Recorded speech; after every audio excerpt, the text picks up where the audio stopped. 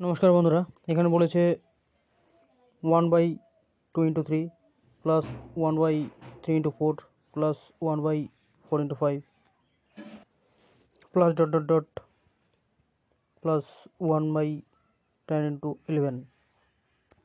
এরকমভাবে থাকলে প্রথমে আমরা 1/2 মাইনাস 1/3 প্লাস 1/3 প্লাস 1/3 মাইনাস 1/4 এইভাবে আমরা সাজিয়ে নেব। তাহলে যদি আমরা এইভাবে সাজিয়ে নিই তাহলে 1 plus minus 1/3 plus 1/3 minus 1/4 plus 1/4 এইভাবে কাটবে। তো এইভাবে কাটতে কাটতে ঠিক আছে আমাদের 1/2 মাইনাস 1/11 থাকছে। তাহলে এটা যদি আমরা করি 9/22 হবে আমাদের অ্যান্সার। Thank you.